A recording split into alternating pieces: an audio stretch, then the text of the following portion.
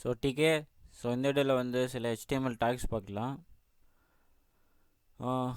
இதுக்கு மேலெல்லாம் ஃபுல்லாக கான்செப்ட்ஸ் தான். ஓகே, நோட்ஸ் எடுக்கிறீங்கன்னு நினைக்கிறேன்.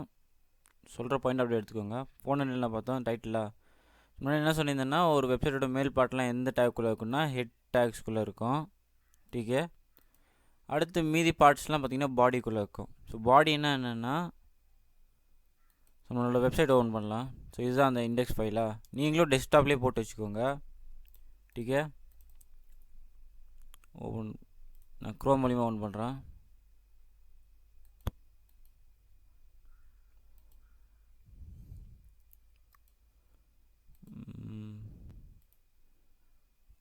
ஓப்பன்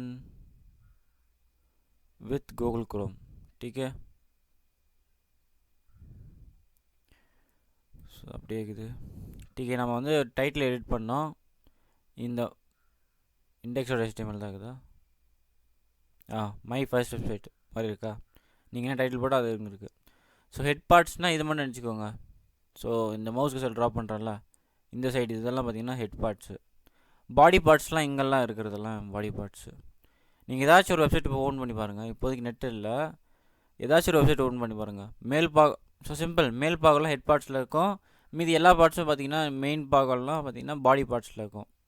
டிகே இந்த மேல் பாகத்தில் கொஞ்சம் கொஞ்சம் வித்தியாசம் நிறைய இருக்கும். அதான் சொன்னல மெட்டா இன்ஃபர்மேஷன் இல்லை, இன்னும் நிறைய ஆட் பண்ணுறதுனா நம்ம வந்து மேலே வந்து ஆட் பண்ணலாம். ஸோ டிகே இதை விட்டுருங்க. இப்போ பாடி பார்ட்ஸ்லாம் இது ஃபுல்லாக ஒரு வெப்சைட்டோட ஃபுல் பார்ட்ஸும் வச்சுக்கோங்க. அவ்வளோதான். ஓகே, நீங்கள் வந்து கன்ஃபியூஸ் ஆக தேவையில்ல. நான் முன்னாடி என்ன சொன்னேன்னா, இந்த HTML தான் வந்து ஃபுல் டேக்குன்னு நான் சொன்னேன். ஆமாம், இதுவும் தான் ஒரு ஃபுல் டேக். இதுக்குள்ளே தான் ஒரு வெப்சைட்டோட எல்லாமே இருக்குன்னு சொன்னேன். அடுத்து நான் வந்து இன்னொன்று வந்து கட் பண்ணேன். என்ன கட் பண்ணேன்னா ஹெட் டேக்ஸ் சொன்னேன். ஹெட் டேக்ஸ்க்குள்ளே வெப்சைட்டோட மேல் பார்க்கும். இந்த HTML வந்து ஒரு மெயின் ஃபுல்லாக, அதுக்குள்ளே இன்னொரு ஃபுல்லாக, இதுக்குள்ளே பார்த்திங்கன்னா இன்னொரு ஃபுல்லாக, இந்த மாதிரி தான். அதெல்லாம் நம்ம எப்படி பார்க்குறோன்னா பார்த்திங்கன்னா இந்த லைனுக்கு இது பாருங்கள். ஸோ இந்த லைன் பார்த்திங்கன்னா ஒரு செயின் பாருங்கள். டேக்ஸ்லாம் எப்படி இருக்கும் HTML. இது ஒரு இது வந்து ஓப்பனிங் டேகு, இது வந்து ஒரு க்ளோசிங் டேக்.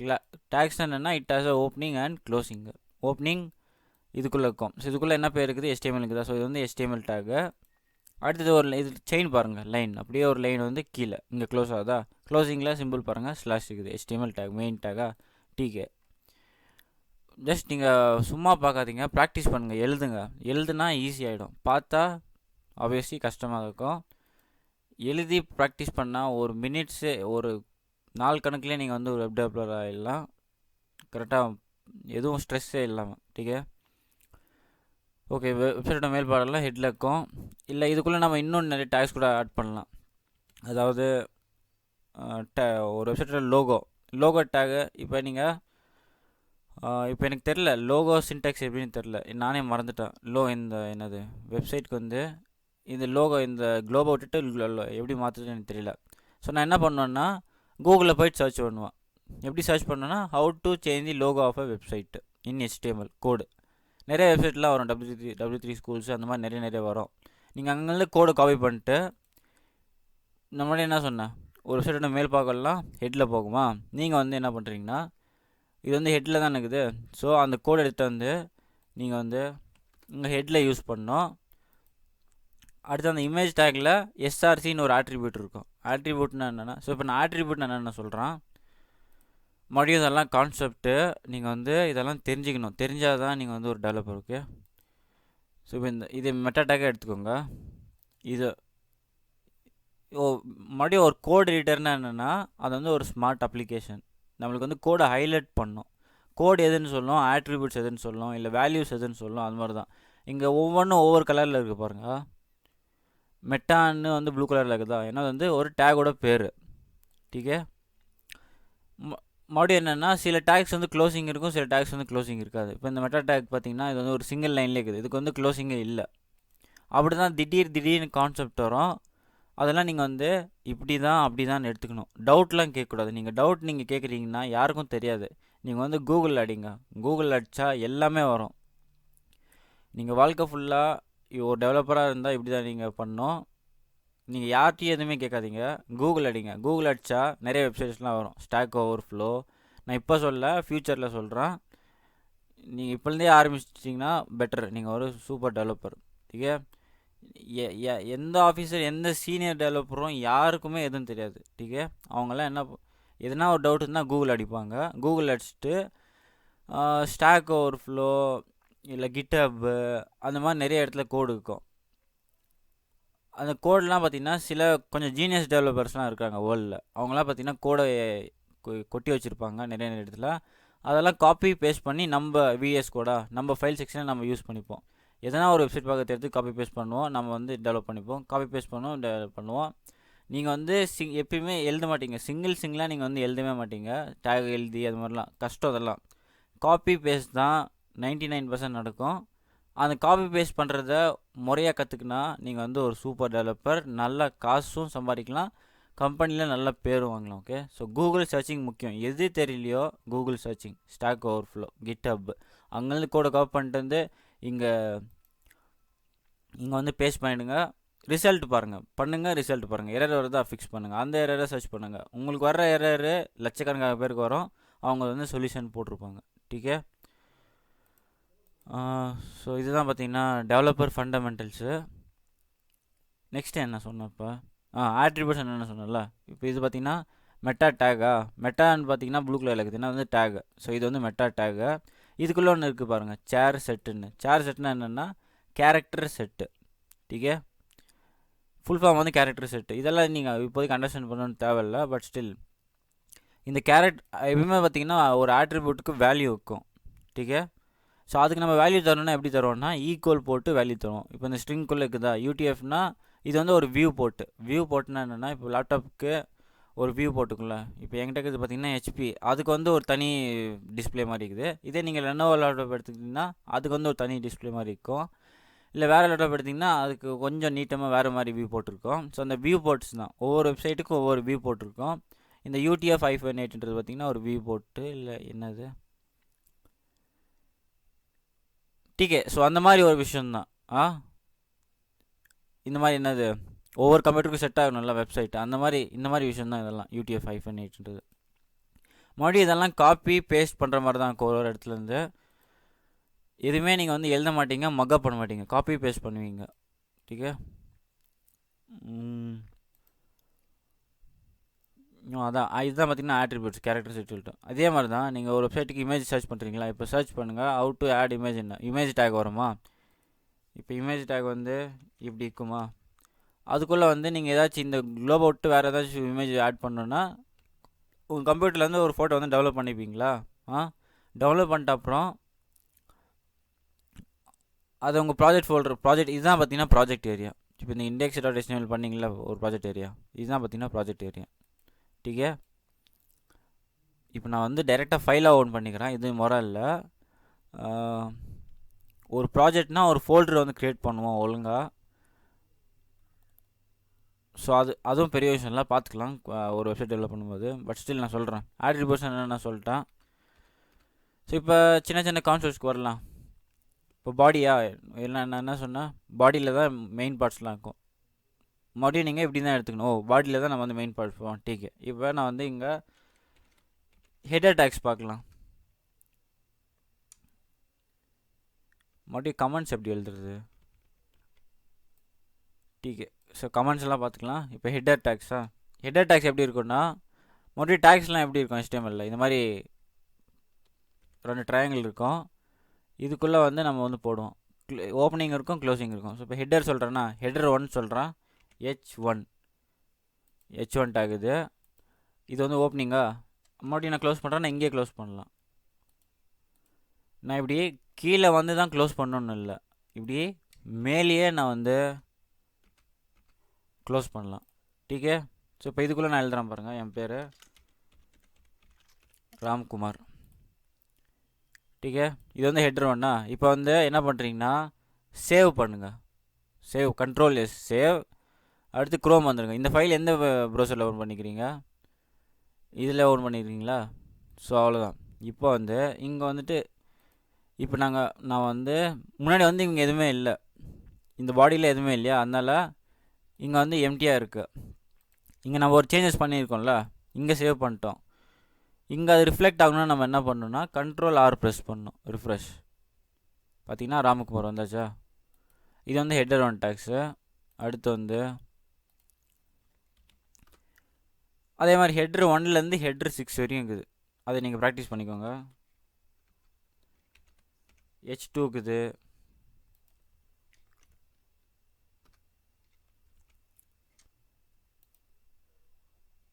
H2 புரியுதில்ல உங்களுக்கு? ராம்குமார் பிரகிருதி. ஸோ இது லவ் ஃபெயிலியர் ஆயிடுச்சு. But still one side love. Decay Ctrl+S refresh Ramkumar பிரகிருதி. டீகே அடுத்து H1 H2 H3யா. நீங்கள் H3னா இன்னும் கொஞ்சம் சின்னது. H4னா அப் டு H6 வரையும் இருக்குது. H3யா. H3 நான் looking for new love. Decay இங்கே வந்துட்டு Ctrl+R ரிஃப்ரெஷ் ராம்குமார் பிரகிருதி லுக்கிங் ஃபார் நியூ லவ். இது கான். இப்போ எனக்கு நியூ லவ் வேணும். டீகே அடுத்து என்ன பார்க்க போகிறோன்னா பேராகிராஃப் டேக்ஸ் வந்து பார்த்துக்க போகிறோம். So paragraph tags obviously paragraph எழுத யூஸ் பண்ணிக்கிறோம். ஸோ ஈஸி தான் இதெல்லாம். அகைன் கெஸ் பண்ணுங்கள் அது வந்து எப்படி இருக்கும். ஸோ டேக்ஸ்னால் எப்படி இருக்கும் சொல்லுங்கள் ஃபஸ்ட்டு. ஸோ பியா இதுதான் பார்த்தீங்கன்னா paragraph tags. Opening and closing நடுவில் எழுதுனா தான் இது வந்து பிக்கு சொந்தம் போயிட்டு. டீகே இல்லை நீங்கள் இப்படி என்ட்ரு போட்டு எழுதலாம். கொஞ்சம் ஸ்பேஸ் விடுங்க. இப்படி டேரெக்டாக இங்கே எழுதக்கூடாது. டேப் போட்டு பண்ணணும். டீகே இந்த இதில் தான் நிறைய பேர் வந்து தோக்குறது. இது மாதிரி டேப் பண்ணாமல் அது வந்து எங்கெங்கேயோ போய் செதறி இருக்கும். இதுதான் இதெல்லாம் தெரிஞ்சுக்கணும். இந்த சின்ன சின்ன விஷயம்லாம் ஃபாலோ பண்ணிக்கிட்டிங்கன்னா ஓகே. பேராகிராஃப் டேக்ஸா இண்டென்ட் ஆயிருக்கா. ஸோ என்ன பேராகிராஃப் எழுதலாம். Paragraphs decay my name is Ramkumar.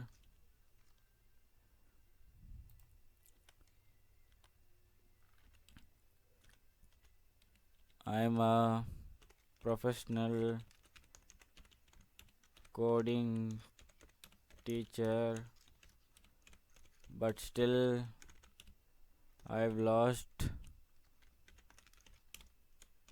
my coding startup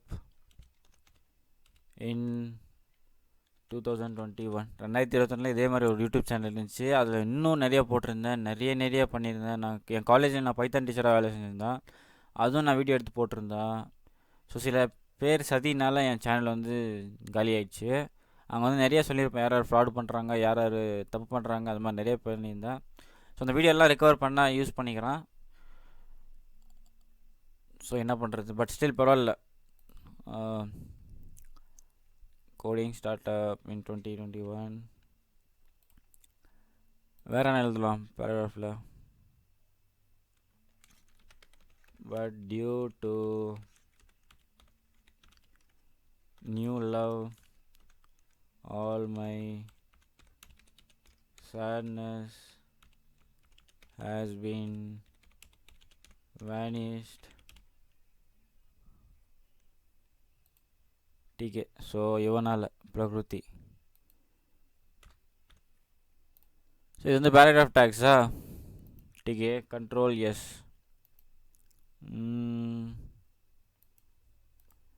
refresh. டீகே இது வந்து பேராகிராஃப் டேக்ஸா. ஓகே அடுத்து ஒன்று இருக்குது லோரம் இப்சம்னு சொல்லிட்டு. அது என்ன டீச் பண்ணுறாங்கன்னு தெரில. பட் யார் வந்தாலும் HTML வந்தாலும் அந்த லோரம் இப்சம் டீச் பண்ணுறாங்க. ஸோ அது வந்து ஜஸ்ட் HTML பில்ட் ஆகினுக்கிறது ஒன்று. அதை இப்போ பண்ணிக்கலாம். இன்னொரு பேராகிராஃப் டேக்ஸ் கிரியேட். இப்போ நான் வந்து சொல்கிறத ஜஸ்ட் மண் மாதிரி எடுத்துக்காதீங்க. இப்போ நான் இங்கே வரையும் எழுதிட்டேன்னா நீங்களும் ஏதாச்சும் ஒரு பேராகிராஃப் டைப் பண்ணுங்கள். இல்லை ஃபஸ்ட் டைம் உங்கள் டீச்சர் என்ன சொல்லித்தராங்களோ இல்லை உங்கள் டியூட்டர் என்ன சொல்லித்தராங்களோ அதுபடி நீங்கள் வந்து ஃபாலோ பண்ணுங்கள். அப்படியே ட்ராப் பண்ணுங்கள், எழுதுங்க. இங்கே வந்து Ctrl+S சேவ் பண்ணிட்டு இங்கே வந்து ரிசல்ட்டை பாருங்கள். அப்புறம் வீடியோ பாஸ் பண்ணுங்கள். அப்புறமா ரிசல்ட் பார்த்துட்டிங்களா, மறுபடியும் என் வீடியோ ரெஸ்யூம் பண்ணுங்கள். என்ன இந்த ரூலை விட்டு நீங்கள் எந்த ரூலும் ஃபாலோ பண்ணிக்காதீங்க. உங்களுக்கு தனி ரூல் இருக்குது அப்படின்லாம் எதுவுமே பண்ணாதீங்க. ஜஸ்ட் உங்களுக்கு எந்த எப்படி நீங்கள் படிக்கணுமோ அப்படி படிங்க. அடுத்து இந்த வீடியோ நீங்கள் பார்த்துட்டிங்களா, ஃபுல் டே ரெஸ்ட் எடுத்துக்கோங்க. வெப் டெவலப்மெண்ட்டு இது படித்தா தான் நான் காசு சம்பாதிக்க முடியும், குடும்பத்தை காப்பாற்ற முடியும், அப்படி இப்படின்லாம் ப்ரெஷர் எடுத்துக்காதீங்க. என்ன பண்ணாலும் ஜஸ்ட் அந்த ஒரு ரூல் தான் நம்மளுக்கு வேணும், ஃபாலோ பண்ணணும். ரொம்ப ஸ்ட்ரெஸ் எடுத்துக்காதீங்க. ஜஸ்ட் இன்றைக்கி இந்த ஒரு வீடியோவா அப்படி அப்படியே ஸ்டெப் பை ஸ்டெப்பாக கற்றுக்கலாம். டீக்கே. நெக்ஸ்ட் என்ன, லோரம் எப்சமில் பி டேக். டீக்கே. ஸோ LOREM பண்ணிட்டு என்ட்ரு அமுத்துனா லோரம் எப்சம் வந்துடும். இதுதான் பார்த்தீங்கன்னா லோரம் எப்சம் டேக், லோரம் எப்சம் சென்டென்ஸ். இது வந்து சும்மா, பட் ஸ்டில் இது தெரிஞ்சுக்கிறது பெட்ரு. HTML பில்ட் ஆகிருக்கிற ஒரு பேராகிராஃப் ஆட்டோ கம்ப்ளீஷன். ஸோ இங்கே வந்து சேவ் பண்ணிவிடுங்க. இங்கே வந்துட்டு ரிஃப்ரெஷ் பண்ணிவிடுங்க. டீக்கே. ஸோ அவ்வளோதான், அந்த வீடியோ எண்ட் பண்ணுறேன். பை.